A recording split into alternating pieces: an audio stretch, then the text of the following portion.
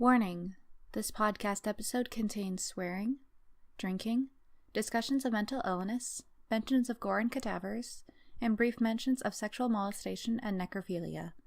To put it simply, this episode is pretty dark. Listener discretion is advised. Hello, and welcome to Demons and Bellinis, the podcast where we whip up a drink, usually, and talk about some spooky shit. I'm a funky little omen of death, Molly. And I'm Grammy Award-winning rapper Post Malone, and I have no soul, Ashley.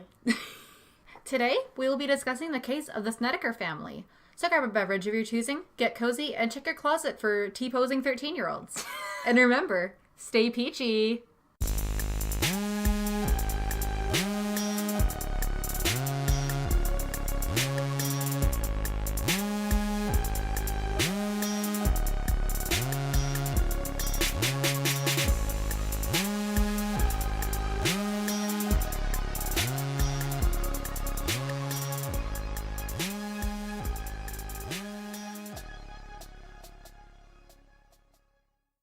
Okay, so no rights. So usually we would be drinking, but this episode I think is maybe cursed just a little bit. We recorded this last week. Not this case. It was a different case. We had it all planned out. It was great. We had Ryan Gosling jokes up the wazoo. So many Ryan Gosling jokes. To be fair, I had just watched First Man the night before. Right. I'm all here for Ryan Gosling. Yeah. I have a shirt that's covered in Ryan Gosling's faces. I have a Blade Runner 2049 and a Drive poster in my room. I also have Ryan Gosling tattooed on my butthole. No, I don't. Yeah. Can you imagine? Please don't joke about butthole tattoos. Can you imagine going into a tattoo parlor and being like, can you put Ryan Gosling on my butthole? Me and Ashley, when we went into... we both got tattoos on the same day. She ended up getting, like, her Florence and the Machine tattoo. Yeah. I got a little Omen of Death crow on my... a crow skull on my ankle. Yep. But when we were there, we were talking to the tattoo artist. Hello? I'm plugged in my phone and keep talking. Okay. We went, like, the tattoo artist told us that, he had tattooed buttholes before. Yeah, he, like, full on had tattooed a butthole. Yeah, apparently, this one lady came in and got B and B on either side of her butthole so that it said Bob, which I guess was the name of her husband or fiance. I hope or, just partner. Partner. Yeah. That's an odd story to begin the podcast off with. But anyway, we would usually be drinking, but we did our first live stream. And we drank during that. Yes. And we drank during our usual recordings. And we had our first guest, but unfortunately, she can't make it today. She'll probably appear again later on. But yeah, this has just been a very difficult episode to record. So I hope that you all out there listening appreciate what we've gone through. Yeah, to put this audio out. We're not drinking anymore this week. Yeah. So that's why we're actually sober for once. You might not believe it, but this is me sober, bitch. Ashley has been in a very giggly mood. I was trying to finish up this research because I came up with this this research up within like a few hours. So sorry if it's not completely accurate. I'm just gonna bring it to you anyway, like I do every week. For those of you who follow my blog, I just spent the last, 4 hours posting shit posts about YouTubers I watch. If you remember, Fitz says slut rights, then you know that what day we are recording this on. Yes, the 22nd of February. Yeah, we're in a slut rights. Sorry, I'm gonna stop now. No, we're in a very giggly mood, so hopefully that'll somewhat make up for the fact that we are not drinking.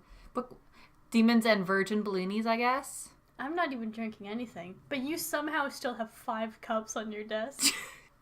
I'm a thirsty bitch. Anyway.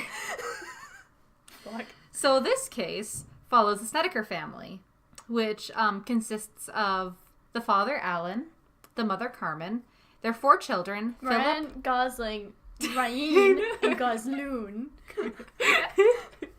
Gosloon. No, their kids are named Philip, Bradley, Alan Jr., and Jennifer. They also had their niece Tammy staying with them. And Please tell me they have a dinner party and Ryan Gosling shows up as a guest to the dinner party. Unfortunately not. Fuck! I'm so sorry. I know that this is not going to be as good as our last episode was. Ashley, please don't leave. Ashley. I just want Ryan Gosling. I know you want Ryan Gosling, and you can make all the Ryan Gosling jokes you want in this episode. I give you full permission. I just want Ryan Gosling. This would have been a lot funnier if our audio hadn't been botched last episode. It would have been a lot more natural, but here I am grieving. Yeah, R.I.P. Ryan Gosling episode. Right, you will be missed. But this family case is actually what inspired The Haunting of Connecticut. Oh, and I haven't seen that movie. Yeah, no, neither have I. I just know about the case and Is it fake and gay? Same. Yeah, when I was looking up these articles within this few hour period that I did my research in, while I made shit posts. It was great, and you were also giggling just uncontrollably on my floor. Yeah, because I made myself laugh with my stupid shit posts. It's real fact hours here on Ghost Kids blog. Okay, they rented a house, specifically house number 208 Meridian Avenue in Southington, Connecticut, on June the 30th of so that's why it's Haunting of Connecticut. Because it's in Connecticut, yeah, in 1986. I've been drinking that dumb bitch juice. Do you mean water? No, I'm good. Oh. No, I said, do you mean water, not do you need water? I wasn't offering. No, I just had chocolate milk. Okay. That's dumb bitch juice. We need to get you a swirly straw, because I feel like that would... Yeah. If someone buys me that straw that's a twirly straw and it says bitch... You're basically making your Amazon wish list. I have an Amazon wish list. It's just not public. Yeah, it is Victorian era hentai, all in block letters, and a swirly straw that says bitch. Yes. Both of them. These I can't talk. These products are commonly bought together. Plus a dildo.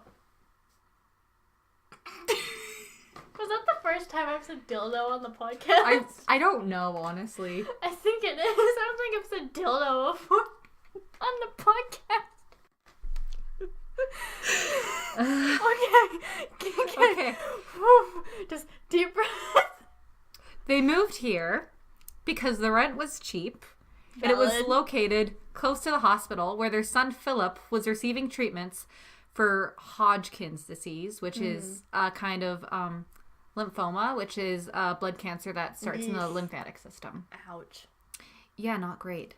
So, after moving, on the first day that they moved to the house, Philip was reported to say that the house was evil and that there were spirits living inside. Fucking spirits. Fucking spirits. Fuck you. So yeah. And then when they were down in the basement moving some of the building equipment, they found mortuary equipment. Oh, fuck. Yeah, so they discovered that their home had previously been utilized as the Hallahan Funeral Home back in the 20s, had been in operation for several decades. Did I ever tell you that? Okay, so my mom used to work in, can you bleep the name out? Yeah. But, hospital. Yeah. And, so she's a pharmacist, and the pharmacy in that hospital is in the basement. So to get to the pharmacy, you have to walk past the morgue. Mm-hmm. So my mom knows what the smell of dead bodies is like. Mm-hmm. And she said it's like, you just know what it is. Oh, that's gross. Right? Like, you smell it. Even if you've never smelled it before, you just know that that's what that is. That's not fun, yeah. She's like, she said there's, like, nothing else that can, like, compare to how uncomfortable that smell is. Gross. Yeah. So, they hadn't been informed that the house had been used as a mortuary. I feel like you're supposed to do that. Yeah. I mean, I feel like, I don't think it's, like, required that you say it, but it is public record that it is. You can't hide up the fact that it is. Yeah. But I guess they just weren't informed of it, but the owner was aware of the house's history.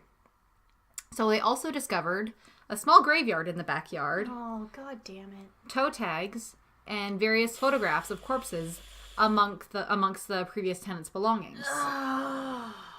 In addition to this, I just move out. I wouldn't even, I just leave after that. I mean, here's the thing. Their son is he has cancer. He's getting treatments. Is close to the hospital. It's cheap rent. They're also looking after their nieces. Yeah. I think it's either niece or nieces. Again, did this research in 3 hours because they were their parents were going through a divorce at the time, so they were staying with their aunt and uncle. It's just so I mean, it's just kind of like a difficult situation, you know. Yeah. You just wish that now, legit, if I ever move into a house, I'm gonna be like, okay, who died here? When? How many? Yeah. Yeah. Do your research, kids. Who, how, when, and why? Yeah, so this is just from a video that I'd previously watched this from. Actually, Harmony Nice on YouTube did a really good video on the haunting of Connecticut. The real story, so watch that. This is just some information that I remember from her video. They had found that all of the doorways had crosses nailed above them. That's not so good. again, cannot confirm that, but that's what I just heard in a video. And it was after the discovery of all this equipment and paraphernalia that the family began experiencing unexplainable phenomena. This phenomena involved cold spots, missing objects, weird smells. Ew. Dead body smells. Yeah. Carmen actually also reported that one day she was mopping the basement floor when the water turned into blood. Oh, what the fuck? Yeah, really. What the fuck? Before turning back into water. That's some not great Jesus stuff. Didn't Jesus do that, but the reverse? No, he turned water into wine. I thought, didn't he do... No, it was at the Last Supper. He was like, this is my blood, and then they drank it, and it was wine. I don't know, man. I mean, I was in church camps for years, but I don't remember that part of the Bible. Well, no, it's in the Last Supper. Well, it's just more of a symbolic thing. Where I think Well, it's no, you go to church now, and it's this is the blood of Christ, but it's wine. Yeah, or grape juice. Yeah. So that kids don't get drunk. I want to get fucked up in church. Get fucked up! I want to get fucked in a church. Molly! I'll bleep that, it's fine. I can't send you photos of a church without thinking, fuck, she's gonna think that she wants to get fucked in there. Yeah, this is another thing where we talk about whenever we send each other old houses where we're I want to get fucked by a ghost in there. Yeah, no, she'll just, I'll send her hey, do you want to buy a church in Halifax? And she's like, I want to get fucked in that house. I'm like, Molly! Can't take you anywhere. This is why we can't have nice things. You walk into a church, you're ready. I actually, when I went to go see Spring Awakening, it was performed in an old church, which is actually, it's this renovated church that's now a theater, but it was quite accurate to Spring Awakening, which is all about sexual education. Kids have sex in it. I mean, not kids, but Teenagers? Young teenagers. It's a very interesting musical. It's fun. Did you nut in that church? I cried in that church a lot. Valid. The stage manager came up to me after it was done and was like, hey, are you okay? I'm just having an emotional time. I really want to get in here. And it's not happening. And it's really upsetting. It's really emotional. I'm not getting in this church. It's just so horny. It's just not happening. I'm gonna find a dick. I'm gonna be the first one to say, though, that I would not want to get in this house. Because it's gross. I love how you just brought it back to the conversation. Segue. So dishes also started putting themselves away. The mother would go over, she would set the table for dinner, then she would walk away and then find all the dishes gone. Oh. And she's like, fuck. They yoinked my plates. God. They yoinked my plates. Yeah. Light bulbs were also flickering. The lights are flickering. The dad even, Alan, he took out the light bulbs, but... Daddy Alan. Alan Sr. He took out the light bulbs, so they would flicker. There are also apparitions. We got some apparitions up in here. Oh. So, according to Are Carmen... they sexy?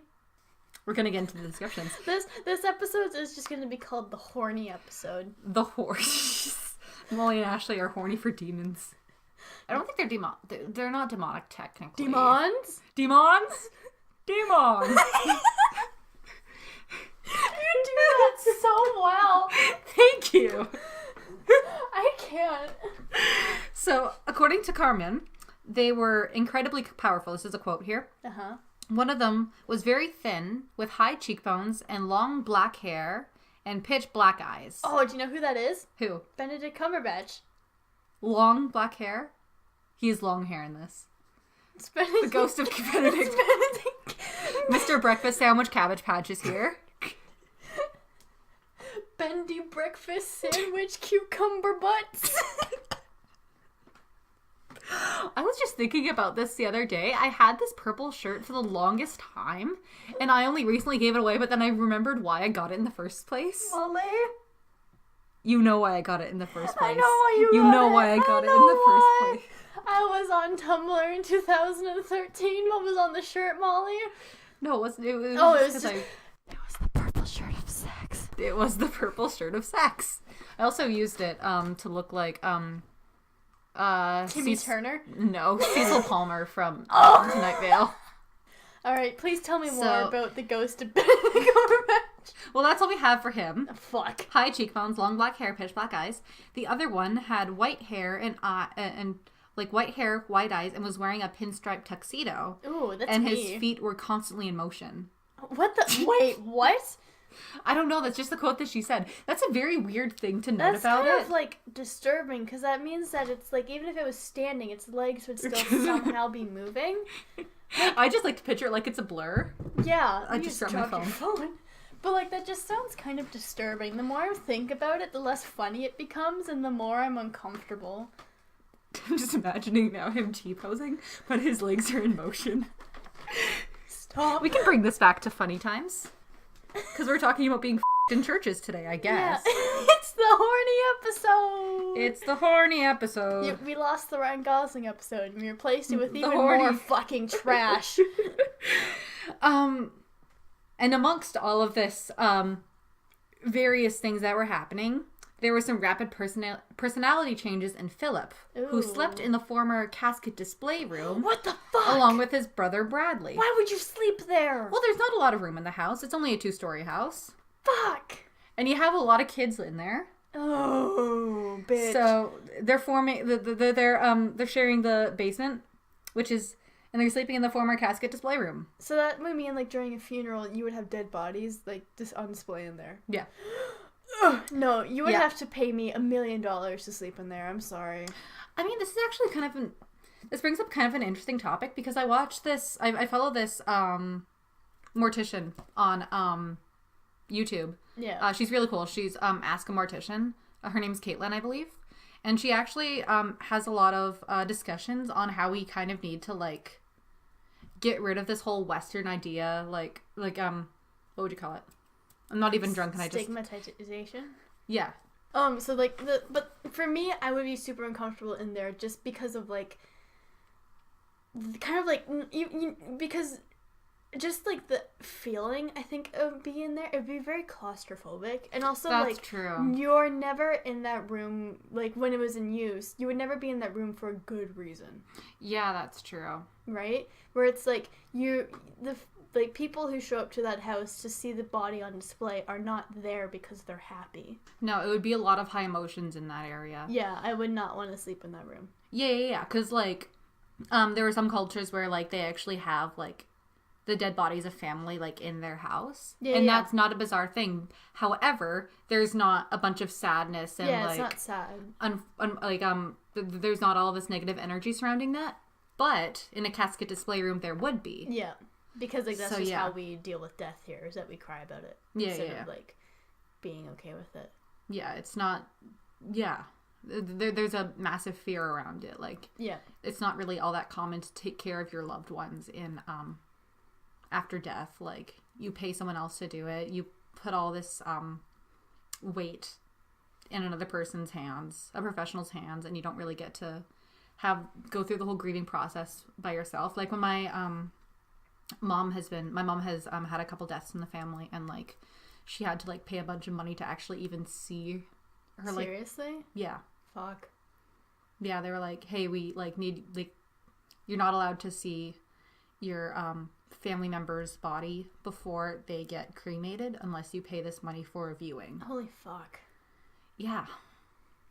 Because there's this a whole astigmatism against like seeing death in a way that's natural. Like you want to see them as if they're just sleeping, but there's not really a lot of exploration of what death actually looks like unless you're in the death community, I guess. Yeah. Anyway. So sorry. Yeah. It's a good tangent for once. Yeah, I mean, like, I think it's definitely worth, like, discussing. Yeah. Because we all kind of need to face death. Unfortunately, that's just a reality of human. If you could decide how you go, how would you go? I don't have my funeral to go. How do you want your funeral to go? Okay. Okay. Oh, shit. So, it's a closed casket funeral. Molly. Everyone's crying. And then the casket pops open. Molly. And I'm not in there. All the lights turn off. And then I fall from the ceiling. Like I'm in Phantom of the Opera. Just your body hits the floor like No, I'm on like I'm on a pulley system. I'm T-posing and then I just fly over the audience. While the Phantom of the Opera overture plays. And a disco ball comes down from the ceiling. And then I drop down in front of where the big like wreath in my like portrait is. And that's how my funeral to go. You're all invited. You have to pay $50 to get in. Yeah.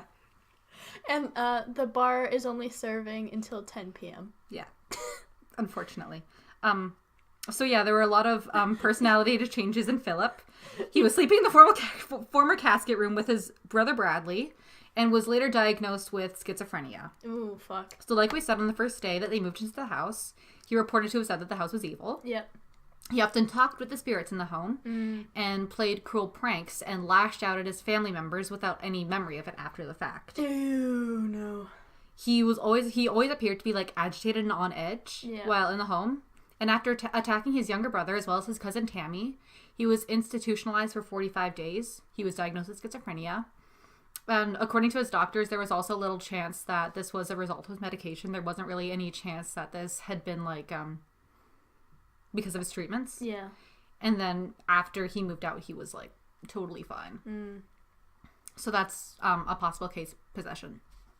I think you have to be super careful, though, when you say that mental illnesses are cases of possession. Oh, yeah, completely. Because, like... That's not what I'm saying. It's I know. It's just, like, a lot of people, like, they'll...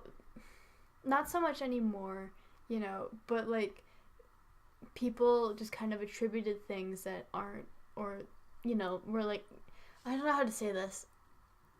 It's kind of like it falls into my rules of writing horror, where you never... ever dehumanize someone who is struggling in real life with either a physical or mental disability or illness. Like, you know, there's a massive problem with like dehumanizing those who are affected with mental illness. Like even saying like I have an anxiety disorder, I have GAD by the way, in my workplace can even like be met with like some not so great reactions. Like, I one time had a manager who implied that I was crazy. That was not great. Yeah. Or like for me, I can't even tell my dad that I like am dealing with anxiety because he'd be like, "Oh, you don't have anxiety," and I'd be like, "All right then, I don't have anxiety, folks. You heard it here. More at 5." Oh yeah, completely. And like when people find out that you're on medication, there's often like. There's two kind of sides to it where if you're not on medication, sometimes people believe that you're just self-diagnosing yourself, even if you have been diagnosed, even if you're not diagnosed. Yeah. If you're experiencing something, then that's as real as anything else. Yeah. Of course it's real, and that's something that you have to deal with. It's very important to take care of your mental health as well as your physical health. In my case, your spiritual health as well. But then sometimes when people find out that you're actually taking medication, like I am, there's this like, oh, you're not a functioning human being. If you go off your medication, like, it's not going to be great. I don't know. It's a very difficult thing to discuss, but yeah. I just bring it up because so many times in the paranormal community, they'll like attribute mental illness with possession cases, or like they'll be like, or they'll just say it's just possession, or they'll just say, it's, and that's where I have an issue with it, where it's like, hey, you can't just say that. Yeah. Right? You can't just say, this might have been a case of possession, when or in this case, it's like, I know you didn't say it, but it was like, or like, mean it in the way you said it, but it's like, they were diagnosed with schizophrenia, this must be a case of possession. Yeah. Which is like, that's... Ugh. Yeah, sorry, again, this is like some very last minute research. That's not an excuse at all. That's not what I'm saying. But like, yeah. It's never just like a single faceted version, I guess. Yeah, there's always like multiple sides to it. And like, that's why I think like in these cases it's good to get multiple different, like, if there were to be a possession now, you would want a doctor, you would want like someone who, like a psychologist, you would want like, sure, your demonologist, you would want all kinds of ologists, right? Because you would want every single side of the picture. Exactly, before saying it's possession, right? I mean, yeah. Or saying it's like, whatever. Yeah, I mean, like, I don't hate to, but like, cite BuzzFeed Unsolved, but there was like that, the person who actually does exorcisms who came on during their 3 horrifying cases of demonic cases. Yeah, that guy who like mentioned that, like, yeah, they always have like a psychologist on the case, and they only use like exorcism as like a last resort to... if like, yeah. So it is nice to know that the Vatican is endorsing exorcists who also have like this like, they're not just taking the demonic side, and they're like trying to look at it from all different angles, so that's nice. But and like, this goes for like anyone writing horror too. Just, if you don't know enough about the kind of like mental illness that you are deciding your character could have, or something like that, don't do it, right? It's better to have all the research you need to write something well that's not dehumanizing or, hurtful. And, to create something that is like genuinely good horror writing, instead, like, I bring it up again because Haunting at Hill House does it so well, no spoilers, but like the way that they handle trauma, the way that they handle addiction, and the different ways that people view addiction, and like the different ways that people view like depression and stuff like that, I think Haunting at Hill House does it well, in that none of it is dehumanized, it's just given to you exactly like how people deal with it in real life. So that's how you do it in horror if you want to go down that route. Yeah, completely. Like, I mean, no one's going to get upset with you if you actually talk to individuals who may have gone through the same experiences as your characters. Yeah. There's always going to be room for you to ask questions, to get more information, and just, like, don't be afraid to maybe offer your work up to someone else who maybe has more knowledge on the subject. Yeah. And just getting all of the feedback you can. But yeah, I mean, like, that was the issue that I had with, like, Bird Box when I watched it. Yeah. Like, I know it's not necessarily, like, paranormal-ish. It's just horror psychological. But, like, when I watched it, it was like, oh, big yikes. Big yikes. Yeah. As someone who's experienced suicidal thoughts. Big yikes. Yeah. Didn't like that. And then, like, everyone who I was talking to was like, oh, Molly, you're being so sensitive. Like, it's not like a narrative on suicide, but it's like, okay, yeah, but still there was no conversation. It's pushing the idea that that's the norm, right? Where it's like, and horror does this the most, where it pushes the idea that the norm about, like, for example, well, like, having those kinds of thoughts, that's how it is, right? And that's what movies do, is that it might not be about that, but it is pushing a norm, right? And if you push that norm, people are going to embody that norm and then believe that norm, right? Which is why, again, Haunting a Hill House does it so well, where it's like, no, there is no norm. Yeah. Right? Everyone looks at it differently. Everyone deals with it differently. And you have to respect that people handle things differently. Yeah, I think that if you're going to use mental health in your, like, horror writing, you should at least have a conversation about it. Yeah. Like even if it's not what the story is about, that conversation needs to be happening in the background. Even if it's just brought up, like, once or twice, acknowledge that conversation is happening. Yeah, of course. Just, like, yeah, don't use mental health in a way that's dehumanizing, I guess, is what we're saying. Like, amongst other things. Like, I'm working on a collection of short horror stories that'll be out sometime this year. I'm not going to say when, because I have no idea when. But the theme of it is anxiety, because I have a hard time explaining to people how I deal with anxiety, because, like, how I deal with it is probably different from how Molly deals with it, right? So I'm writing this collection of short horrors that all kind of revolve around the theme of anxiety, but it's not done in a way that, like, you know, just says, like, this is what anxiety is like. It's like, no, it's different little feelings, but the whole theme of the book is that conversation of anxiety. Mm-hmm. So, you know. Yeah. That was a tangent that needed to happen, but... It's another good tangent from your folks here at Demons and Bellinis. We're angry. This is what happens when we're not actually drunk. We can actually have coherent conversations. I don't know if this is necessarily coherent. I don't feel like this episode's very coherent, but we're going to make it work anyway.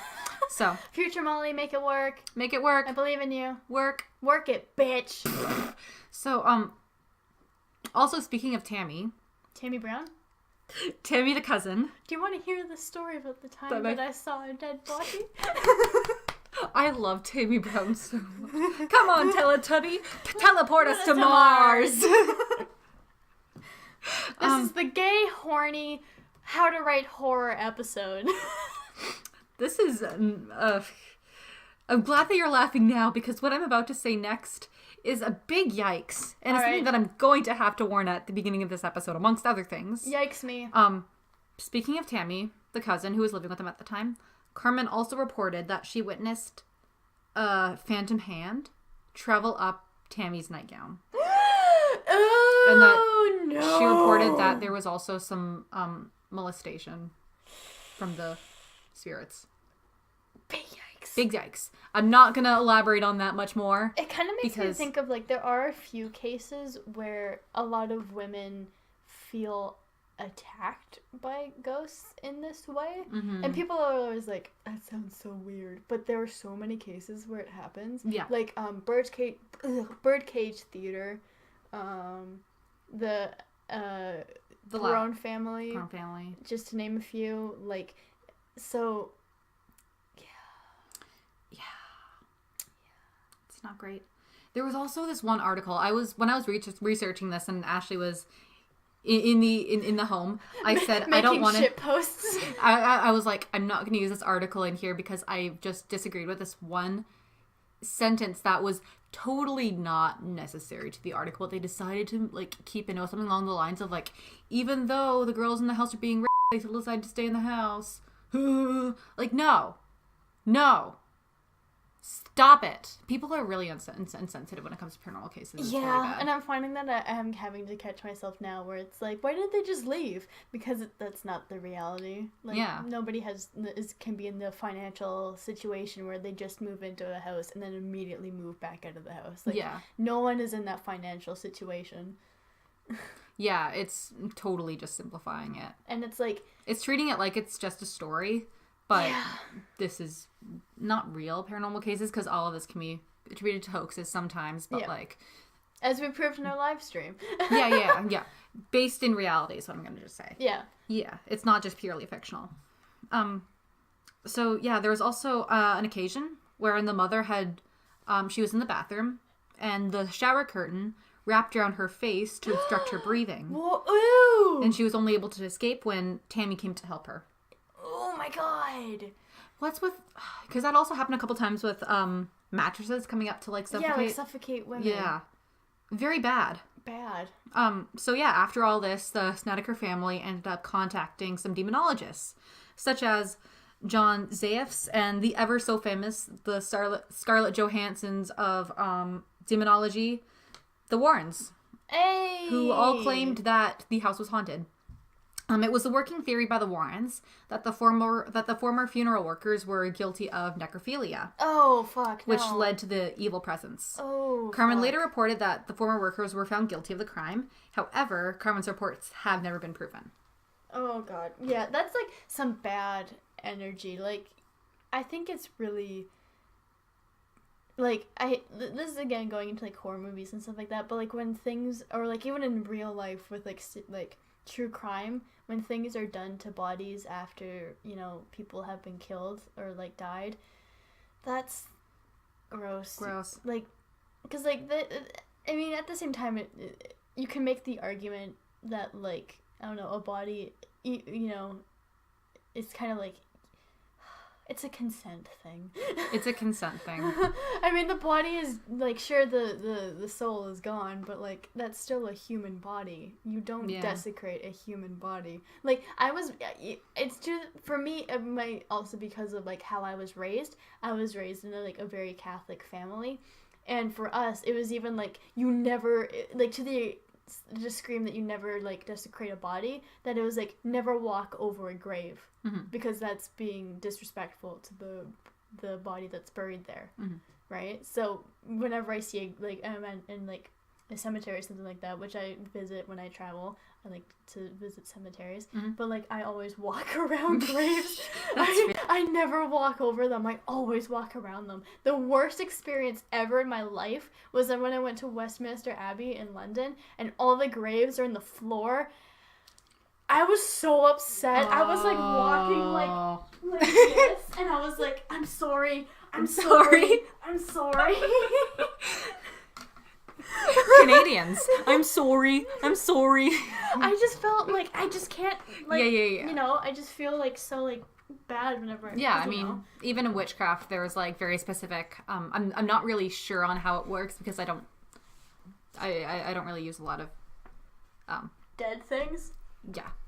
In my practice, but there's, like, very specific, like, I even gave courtesy you, that you're supposed to, like, that thing to replace blood, so you don't actually have to use blood. Thank you. But there's, like, very specific protocol that you're supposed to follow when you go into a cemetery to make sure that you're being respectful, to make sure that you're not disturbing anything. Yeah. We have a lot of conversation about death in this. This is fun. I mean, this is funeral home. We always talk about Welcome death, to the like... fun home. Have you never seen Fun Home? No. Okay, never mind. Come to the fun home. That's the Bechtel funeral home, baby. I don't think that I want to go to this house, though, Molly. You're not selling it to me. There were a lot of bad things happening in this house, Molly. It's a lot of bad stuff. There's a lot of bad things. No, Fun Home is it's a musical / autobiography by Alison Bechtel, who met the Bechtel test. She's pretty cool. Oh, cool. Yeah. And yeah, she grew up in a funeral home. Oh. So that's where that's coming from. Tangent. Anyway, finally, after 2 years of living in this home, the family moved out, and Phil's behavior, as I said, improved. Although tragically, his cancer did return, and he passed away later in life in 2012 at the age of 38. 2012? Yeah. Oh. Yeah. So this is a fairly this happened. case. Yeah, this happened in 86. Ah, okay. Yes. Oh, he died young. Yeah, he did. 38. That's pretty young. Yeah. So here's some inconsistencies that I found, because we always gotta have inconsistencies, I guess. So the Snedeker family were not the only tenants of the house, which was kind of implied by, like, the way that the story's told. Apparently, this tenant lived in the suite above and didn't have any incidents. Oh, weird. So, like, there was, like, already someone living in the house when they lived there, and this person experienced nothing? Yeah. Absolutely nothing. That's bizarre. Yeah. In addition, they probably, like, come downstairs to, like, get the paper, and it's just like, hey guys, how's it going? We can't sleep. Oh, that sucks. See you guys later. Do you guys want some banana bread? No. Banana dead. I'm dealing with demons. Do you think I want some fucking banana bread, Barbara? I want some banana bread. Fuck you, Barbara. I don't need your fucking banana bread. Fucking Barbara. So, in addition, Ray Garton, who wrote the novel for the Snedeker family and the Warrens, which was titled In a Dark Place, The Story of a True Haunting, published in 1992, apparently went on record and stated that he was given inconsistent testimonies and was apparently told to ignore the inconsistencies and to make the story, quote, as scary as possible. That sounds very hoaxy. Yeah, the Warrens are a little bit. I know. Mm-hmm. We've been over this. Yeah, they're a little... Yeah. There was also the theory that Carmen came up with the story for the purpose of financial gain. Oh.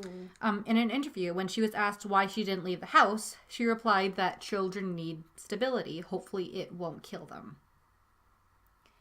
I have a problem with that statement. Yeah. Kids need stability. It's super stable when they might die. Yeah. It's really bad. Really not great. If my mom said that, I'd be like, what the fuck, Mom? I'd rather move out than, I moved a lot as a kid. Yeah. And my mom did too. And both of us can agree we'd rather move than stay in die. in a bad situation, yeah. Yeah.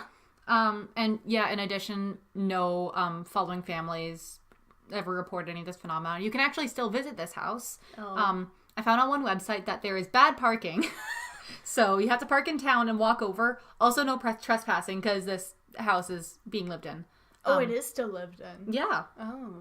So yeah, that's the haunting of Connecticut, the Snedeker family. Did you find anything about the people who live there now experiencing anything or no? No, they haven't reported anything. What's people in the 70s and 80s making up hoaxes about demons? It's Golden Age. Oh, Golden Age, baby. One of the things that it could be. So what? The 80s are also called, for those of you who follow my Tumblr and my writing pursuits, you know that I wrote a little short called Satan Panic. And that's because in the 80s, the 80s were sometimes referred to as the Satan Panic. Because a lot of people were super freaked out by, the sudden influence of, metal and punk culture. And they thought, oh shit, my kid's gonna become a Satanist.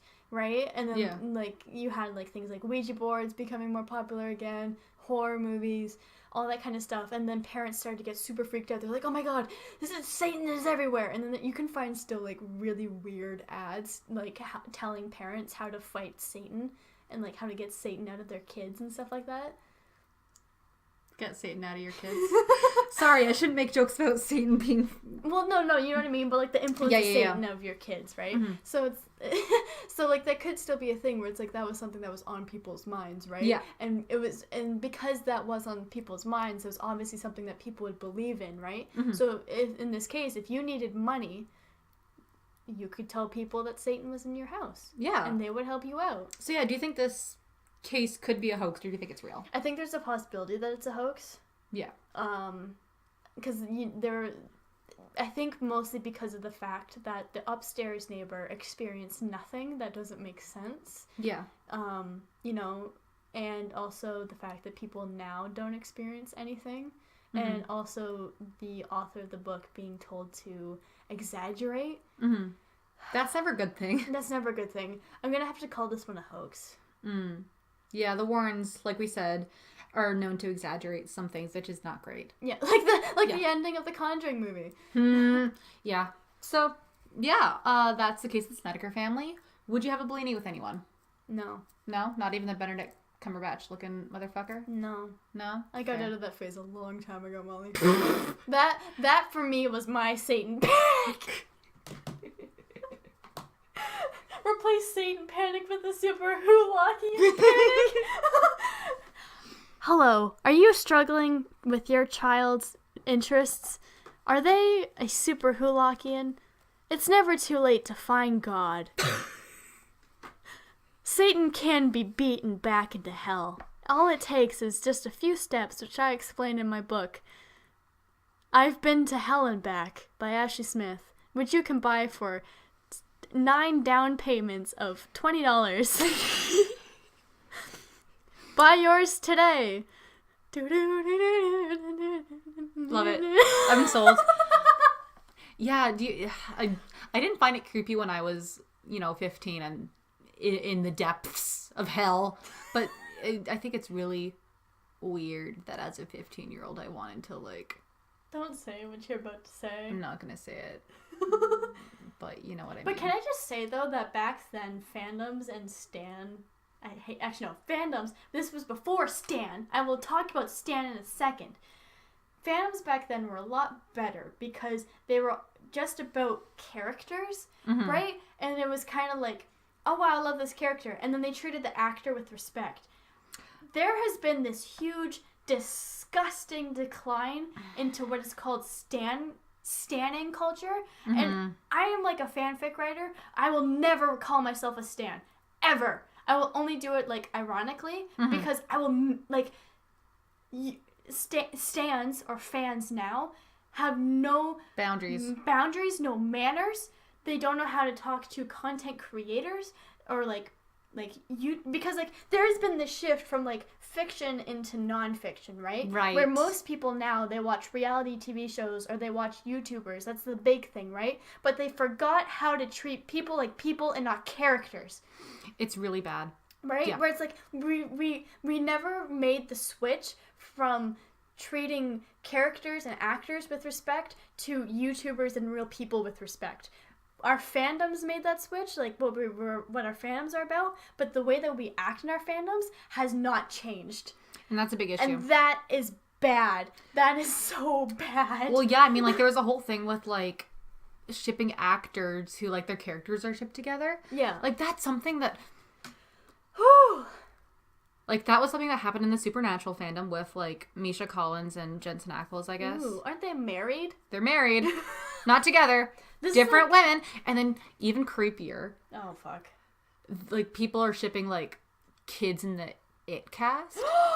Isn't that fucking disgusting? They're 14 years old. They're like, yeah. They're under 16. I know. It's disgusting.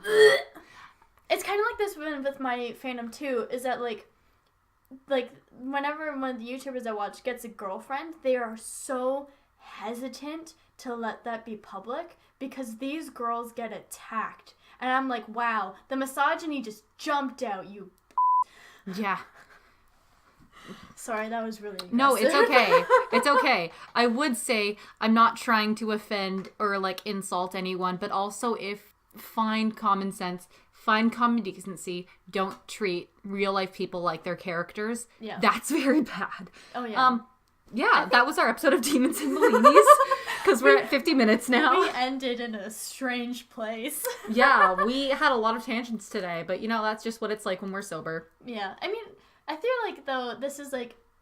an important discussion to have. Yeah, we've had some important discussions, and, like, this last one kind of comes from us having an online presence for 10 years plus now. Yeah. So, we're kind of, like, the seniors watching the youngins come in, and we're disappointed. Yeah.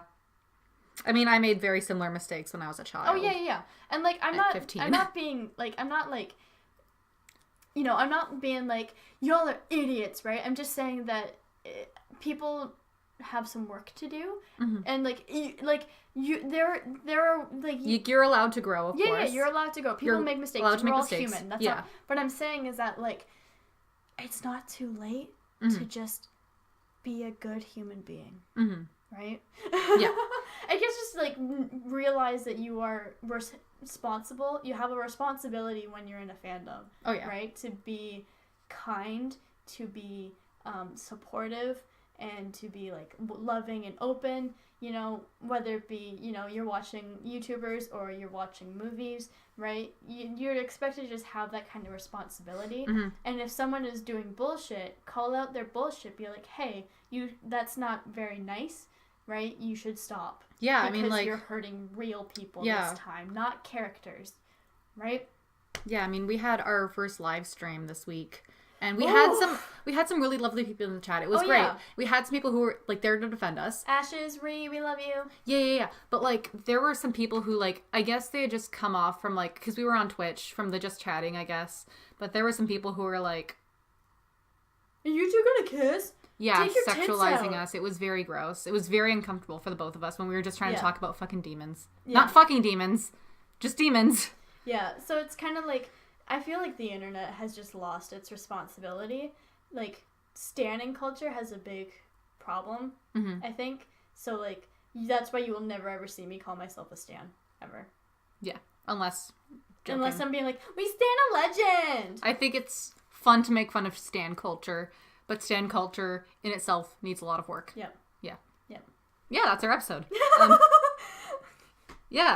don't know where else to end this. Support us on Coffee. If you have a case you'd like us to cover, email us at Demons and Bellinis. Or if you want to hear us just go into more tangents about internet culture. Yeah, give us some topics to talk about. We could have a second podcast. Please don't. I do enough audio work as it is. 2 Tumblr idiots talk about the problems of Tumblr. Yeah, it's like, I don't like Tumblr as a culture, but I think there's a lot of really good people out there. There is, yeah. I met a lot of amazing people through Tumblr. Yeah, like all the people liking my shit posts right now. I love you guys. Yeah. Thank you for thinking I'm funny.